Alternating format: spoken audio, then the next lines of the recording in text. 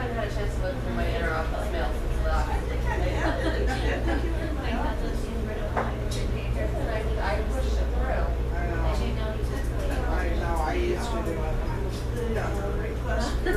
I'm like, I can't get upstairs. It's great.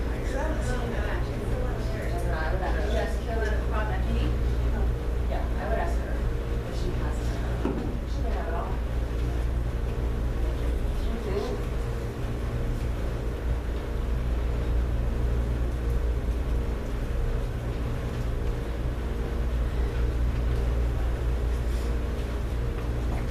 Diane texted me and said Abby's okay, so there's something's wrong with potatoes. So I heard some other kids in there coughing though. Yeah. Probably, you know.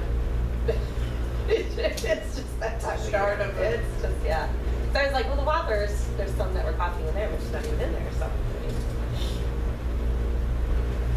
I'm surprised she's been sleeping fine. She's not even coughing when she sleeps, it's when she's up. Well, that's good at least. Because a lot of times And then it it's plays the funny. trigger in both.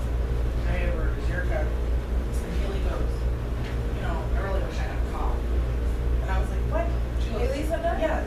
Because she goes, Abby's medicine is great, and I really wish I could drink great medicine. I'm like, oh my God, you do not wish you had a cough. You have enough.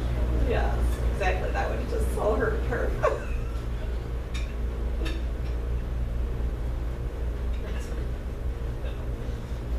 Mine has to get to the point where he's super, super sick. So I'm like, oh, I don't feel good. I'm not sick. No. I tell Haley is bad about taking my neighbor blood pressure this morning. She doesn't have that yet. And she's like, what kind is it? What is it smell? Like, she's really bad about it. Abby's like, medicine? Got I can't medicine? wait till he getting close to switching to Philip, you know. Yeah. How old is he? Oh, no, it took Lindsay forever, so I'm sure it'll. I'm not a good pill taker. I don't know. Abby's ready to like. So I was all worried because, you know, I went to the doctor, so I thought I was dying. And then I was got heart pain. I got heart pains. He's like, because I had a birthday or something. And so like, put me up to EKG. Fell flat, got to the doctor. He said I was fine. And then I always had like high cholesterol. I think it's like in my family. I was telling the doctor, oh, it's not going to go down. It's whatever. And like she was listing the stuff. Like, oh, I don't eat that. I don't eat that. I don't eat that. And so they called me the other day. And it went down like 70 points. Oh. I was like, I'm not dying anymore. You're like, thank goodness I went. He touched me. We were at dinner after I got it, like, just want to let y'all know I'm not dying anymore. They're all standing around you. I was a phone call. At that moment. Did you change your diet? No. The only thing, I think Diane was in the office when I got the call. And so the only thing I've done different probably the last year is I drink so much more water. So she's like, I think you're probably just flushing. I mean, I used to drink soda, but I think I stopped that longer than a year ago. So the only thing I really feel Soda is really for calories. yeah, well, it's like my cholesterol. Oh, really? Yeah, That's weird. yeah, I have no idea. Unless maybe something with my blood was wrong. I don't know. Now I'm like drastically down. Well, thanks for sharing the good news. Yeah, that's awesome. Yes. God, you're not gonna die. Thanks. Well, it was funny because he's like, well, what? You know, I was telling my husband, like, I always get like these chest pains or whatever. And he's like, kind of like what, indigestion or like anxiety or something. And I remember like I was going to volleyball and I was running late. He's like, go home after work. And then, you know, she has a away games. I go into there. I'm like on that Northern Parkway. I don't know if you guys ever drive that, but it's great. Nice. But there's nobody on it, right? So I'm getting these hard. I'm like, oh my gosh, I gotta get there soon because if something happens, there's nobody around. It's like then I get myself all going. Yeah. Okay. The stress, your muscles Yeah. are tense. If you don't know it, and I've learned this over the years, when you're stressed, all of a sudden your shoulders just begin to rise. To your ears, yeah. Yeah, to your Yeah. ears. You just get stressed, you don't know it, and you have that muscle, that tension in your shoulders. Yeah. Yeah, I usually hold all mine up into the base of my skull. Yeah. So Michelle, the real question is, are we gonna start Zumba again? Really? Well, I can see the. excitement in your. Yeah, no, I was thinking, you know, I was thinking of starting it in the fall, but if there's a few people, the thing is, it got hot and I then we know. stopped doing it. So we think there'd be at least 2 or 3 people. I would be interested in going, if Would we you? have it here. Actually, I do it at Restorative. Oh, we're sure, okay, yeah, I can go that way. Oh, do you? So, This maybe is some better longer. location? Or? Yeah, for me, but I don't wanna. Yeah, well- If anybody else is interested. Well, we've had it here at Lucian's in the past. I don't know. I think you'd be open to whatever works for Yeah. you. Yeah. The space. Yeah. I was gonna ask, what do you guys think of the little bike muffins at meetings like this? They're good. I like Would you rather have that than a big one? Yeah. Yeah, so Okay. those ones that they made with the cinnamon. Those are Oh, good. yeah. Those are the best. Yeah. All right, good. That's me. I wanted big, normal size. Warren said minis are better, so Warren. Minis are better. Yeah. Because a lot of people don't eat A lot that of much them. carbs to, you know, watching that. For people being cut those big ones, it's gonna take Yeah, yeah, that's a lot for. I was gonna say I like that because I'll end up eating the same amount, but I'll feel better about it. No. Michelle, FYI, that test was in English and Spanish, just so you know. Oh, okay. But it's a tough test. Yeah. I think she gets one Well, free. you're a great coach. She gets You- one free you- retake. You have the gold star in that area, so you'll be able to teach her. All right, thank you. I'll get her through. I'm not worried about that. What are those? Just like a baklava type Those are of food pastry managers. there. What is that? Sure. They're gone because I ate. Yeah, okay. Like the manager managers. That guy, he's been doing creative It's stuff. really flaky. The almond, Yeah, almond bear. yeah. I think it was like a bear claw honey or type something. thing. Yeah, I like Bear that. claw. It's great, Okay. yeah. Yeah. It's got a kind of a baklava. Yeah, I didn't have any until I went over and I tried one of those, and I think I finished them off. There were 3 left. Sorry. Maybe he just wants the big muffin. I've been telling him that he makes good muffins, but adding that streusel type topping just takes it to that next level. Yeah. you know? Oh, he did that? Oh, yeah. I didn't know that. No, we are good. So is he like a baker too? No, and he's learning. I mean, we're stepping it up. Yeah. You know, we've seen this different stuff we're doing out Yeah. there. Yeah. That's You awesome. know. So small muffins, big bear claw. How about those chocolate chip cookie sandwiches? Are we good? Well, yeah, we got the birds, Birds. big ass cookies, right? Yes. This is dangerous. We have these giant cookies we make. Then we take them and we make a fresh ice cream sandwich with the cookies. Oh. Like caramel and chocolate sauce. I love that. Oh, Stick it up. She's like the Straight entire up. part, but she Yeah. still didn't finish So it. when it's going out, all the customers see it, I'm like, I gotta have that. Yeah, exactly. Just parade those around. That's Yeah. great. We bought 7 up. Oh my gosh. They did. They did. You Yeah. bought I 7? saw when I you put put a it snack, out. I needed to run it out one day, so. And the reason is we did, remember last Mary Artist, the artist was doing the ice cream cone Oh, yes, stuff. uh-huh. So we did an ice cream sundae bar as the food that day to tie in with that. So I had like a half gallon of, or 2.5 gallons of ice cream left over, so like Okay. All right, let's dive back in. Now, this exercise, I hope that you found some benefit. If anything else, it kind of focuses you down and that you made a determination where you can spend more time. I want to talk about a couple things that inevitably always come up in these situations. There are times and there are conflicts and things that I may be involved in where I feel as though I've already wandered up and down this pyramid. I've wandered through all of these things. Okay? So I just want to establish a couple of things. First off, also to recognize that there's always something more that we can do.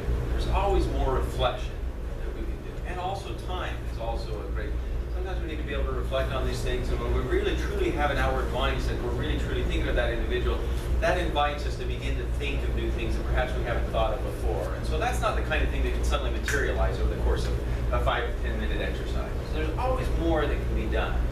I believe that. There's always more. You can always reflect more. But at the same time, I also want you to recognize that there are times where that individual will not accept an invitation to change. That does happen. And that's why we get into this notion of, even where we talked about earlier on, you can hire and fire with an outward mindset. Meaning that there are times where even treating somebody like an individual means something definitive and final, cutting things off. Okay? So this isn't meant to to create this impression that no matter how horrible things are, you hold the key, you can always change everything.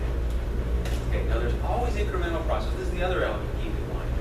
Sometimes in our minds, when we go into and want to see and influence a person to change, in our minds we already have this idealized version of what that means. Now I fall trap to this a lot. So in my mind, identifying the person that I want to change and where I want them to go to, in some respects, it's already betraying a little bit, showing a little bit of an inward mindset, because I have in my mind where they should go to change initially. Now that doesn't mean that it's bad or that it wouldn't be helpful for them, but I just need to continue to infuse an outward mindset into the way that I'm thinking about that individual. And gradually over time what might happen is I might change the way that I see that individual changing or what success would look like. But also I'll begin to recognize that there are incremental changes. In other words, perhaps they're not going to get to here where I simply want them to be, but perhaps they might start getting closer, or we might start seeing certain little elements change. So there's an incrementalism to this that we also need to take into account. It can be very easy to become disheartened. Again, I did the following things. I did 1, 2, 3, did not equal 4. Frustrated, boom, forget it, move on. And again, it's not that simple, right? We look at a lot of the changes and some of these that happen with Joe and Pat, that's over the course of years and years. And so it's simply maintaining that outward mindset. The second that we go ahead and put this false time frame on it, we're right back in an inward mindset, aren't we? In other words, if we want to see somebody change, it means we accept the fact that we're not the ones that control the time frame of their change. Now, when you add into it a work environment or something where there's an urgency and a time frame, you don't have that luxury. So there are times where, for example, you have a direct report and you've gotten through the other things, you feel like you've done everything possible to operate with an outward mindset. Sometimes somebody needs to be fired. But it's as much for their good as it is for yours. They simply do not accept and want to work within the culture that is established in the organization. Okay? So I wanted to add in those little bits of nuance, because I don't want you to feel as though if you're not seeing these immediate results and stuff's not happening. I did 1, I did 2, I did 3. Why are they not now this individual? There's a lot of reasons for that. But that just means you stay the course. Stay the course, okay? You'll always see incremental. Look for those opportunities to see the incremental change. That's a very outward mindset approach. Begin to see those positive things that the person is doing rather than dwelling on all the areas they still have to change. Doesn't mean turning a blind eye. It just means accepting all of the truth. Okay? All right, we're not going to debrief that one too much, other than the fact that I want to challenge you to go ahead and make that determination of that one thing that you will do. Hopefully you'll circle something. And because this is the last day, you're not going to report back to the Just make a commitment that you'll go ahead and do that. In other words, you're going to take a proactive effort to begin to influence this relationship, hopefully invite the kind of change. And again, there's a reason we use the word invitation rather than make. Somebody has to accept that invitation. And the tone and tenor in which that invitation is made has a huge, huge role to play on whether or not it's accepted. Okay? So that's we're always going to make sure we're that outward mindset. All right, I want to move on. Section 2, about 10:20. We want to make sure that we break for lunch at about 11:40. Okay, so timekeepers, people, please help me remember that. 11:40, we're breaking for lunch. This is our last framework for the way we build. Okay? And we're going to start this by watching the San Antonio Spurs. This was the NBA Finals. It was 2013. It was between the Spurs and the Heat. Very different kinds of teams. Even if you don't have a clue about basketball or you absolutely hate it, I think the lesson comes through on this particular one. I'll try to set it up a little bit. They play a very different style of ball. Okay. Now, if I were on a team that was purely focused on me and my stats, if I have the ball, there's the hoop. What am I going to do? Regardless, I'm going to that hoop, right? I'm going to utilize all the skills that I have. In some ways, we look at that as aggressive, strong, just going for it. Another approach is to make sure that not just any shot is taken, but the best shot that can be put up by the team. That involves quite a bit more collaboration. Okay. So I want you to watch the way that the San Antonio Spurs play, and to see if you're noticing an outward mindset in the way they play basketball. Okay, sounds a little bit strange, but watch for an outward mindset in the way they play basketball. Silly question. Yeah. My husband is a basketball coach. Which color are their uniforms? Oh, great question. Thank you. Yeah, sorry, It would great. have taken me a little while. All right, yeah. Okay. So the Heat are in the white, Okay. and the Spurs are in the black. All right. know what? I guarantee that there are people who are trying to, once you see it going, you'll see which one obviously we're trying to point out. But Okay. that's the first time it was asked, but I bet you a ton of people have had that question. Thanks for asking. Spurs are on offense. All right, here we go. We go to the boards where he excelled in last year's finals. Last couple of games he's really gone. That's been an active one.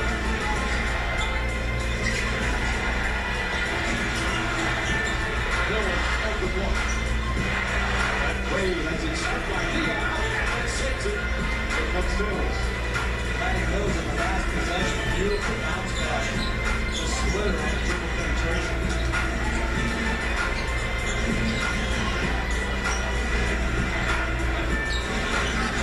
70 shooting. Dion in the post-up point away. Anderson comes to help. Dion avoids. Mills to Green. Green fakes, fires, and Siglet. His second rejection. Later now, pulls up the other way. We have seen last couple of games the versatility defensively of Kawhi Leonard. He finds Splitter, beautiful piece of Dion. Excellent defense from Kawhi Leonard, not the foul on that. Rebounding numbers, by the way, plus 16 for San Antonio. It is Miami's greatest weakness. Parker kicks it out. Leonard takes the three.